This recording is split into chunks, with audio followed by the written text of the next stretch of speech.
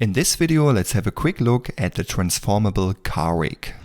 So here we have the car, and as you can see, in general the shapes are much simpler in comparison to the other car which we modeled in one of the previous chapters. So it feels a little bit more blocky, which I think fits nicely to the Cubic World style in general. But this also means the modeling process was quite simple. You can see we have very few cubic shapes here all around, some luggage boxes on top, and also the inside part was modeled quite simplistically, so we just have a steering wheel here and the seats and this handle here, nothing complicated. Let's unhide this again. So here I don't really want to talk about the model, I want to talk about the rig.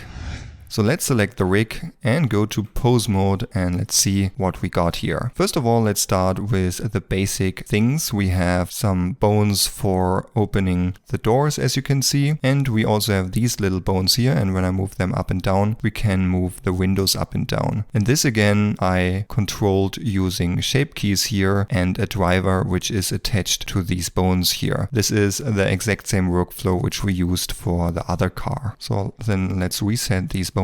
Then down here we have some bones where the wheels are attached, so nothing complicated. We have the wood bone where everything is attached, and we have these two bones here. This one I later on attached to a curve, so the car was driving along a certain line, and this one here basically contains the entire upper car. And this one I used to animate the suspension of the car manually. So in general this rig is really simple. I didn't use all this automatic ground detection and suspension animation as we have learned for the other car, because in this family trip scene this car is just moving straight to the front. So also the wheel animation is very simple. So when I move this along the y-axis, you can see that these wheels are rotating. However, if I now would rotate this bone 90 degrees for example and move along the x-axis, the wheels are not rotating anymore. This is the same issue which I showed you in the car rigging videos. However, since the car is just moving in one straight line, this simple rig here worked totally fine. And this was a rhyme.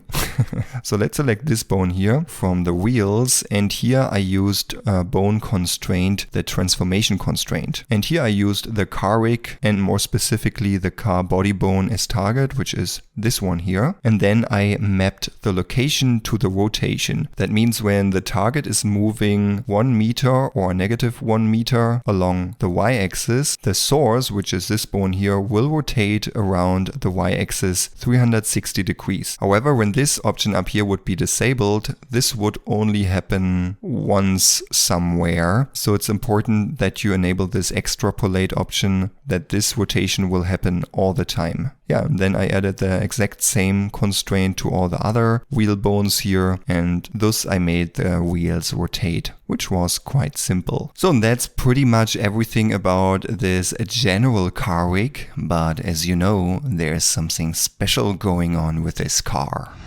And of course, I'm talking about the possibility to make this car transform into a vehicle with legs. So let's go to the armature settings over here, and we have a second layer, and basically this layer here as well. When I enable this, you can see there are some additional bones popping up, but where are the legs? Well, these little things here are the legs, and I basically scaled them down to 0. So all I need to do here is to select these bones and press Alt S, and voila, here are the legs. And this means when I go over to edit mode, this is the state how I modeled the car in general. So first I modeled the car with the wheels, and then I modeled one of these legs here and placed them at the spot where they should be in the end. And then I just duplicated them all around the car. So everything belongs to the exact same mesh. So as you can see, when I select this, the outline goes around everything. So all this stuff here is one mesh. And then I added this simple IK rig here, and this rig also belongs to the other car rig. So if I go to pose mode, you can see everything is in one armature system. You can see down here we have these helper bones which we need for the legs but which we don't animate, and up here we have like all the bones we need. We have the IK bone here. I added this additional bone bone here, which is controlling the up and down movement of these toes here, which in the end is again a simple shape key with a driver. So it's basically the same thing as we did for the windows here. That means when I move this down, the shape key will be enabled and thus the toes are going down. And then later on, when animating that the leg goes up, you can animate that the toes are going down, which makes the entire thing look a bit cooler. And then over here we have the knee control or the elbow control to control how the leg should rotate. So absolutely nothing complicated. This is everything we have learned already in the robot rigging and the character rigging videos. The legs over here, if we go to the bone settings here and then under relations, you can see they are connected to the car body. So if I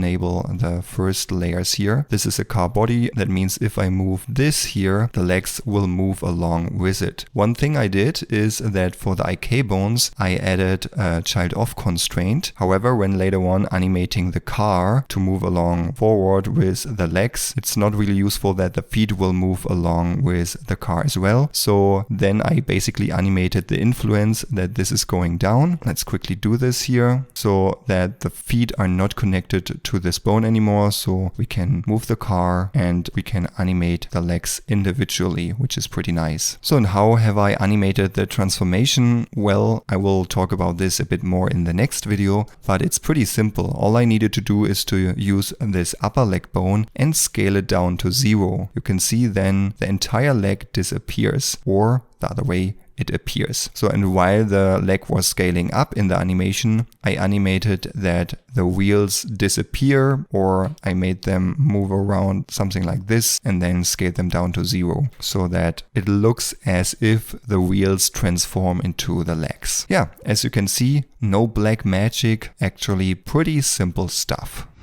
Well, and there is another secret feature of this car. Initially, I planned to make multiple episodes with the family and this little red car here. And there was one episode where the car is falling down a canyon, but of course the family shouldn't die. So the father already built in another cool feature into the car. You can see over here we have another layer of bones. Let's enable this. Well, this didn't really look like something special, but it is.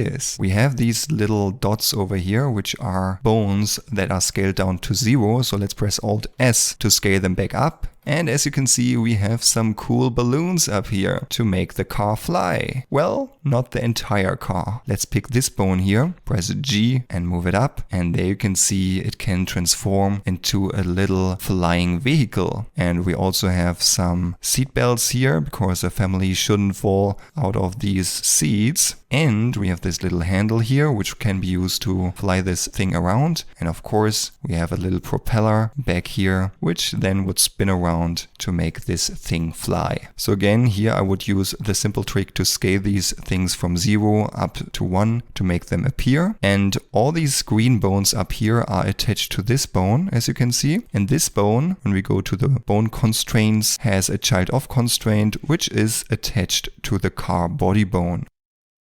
That means if I move the car body bone, you can see the entire thing up there is moving as well. But we can detach the entire thing by turning down the influence to 0 from this balloon control bone. And then this can be controlled detached from the car. So when I move this car now, this thing won't move at all. And from the modeling standpoint, you can see it's also pretty simple. All I did was to leave these side parts from the original car and added some little cubes in between here to make the seats stay connected with the ceiling of the car. So when I move this down once again, you can see how this detaches from the car. Pretty simple actually. Yeah. And this is a secret hidden feature only you know now, since nobody else knows this. But yeah, maybe I will do another episode in the future where we make use of this secret feature. Anyway, I hope you now have a relatively good understanding on how the car rig works. It's pretty simple in general if you know how it works. Nothing new. We basically learned all this already in the rigging chapters. So if you need a refresher, go back and watch these rigging videos once again.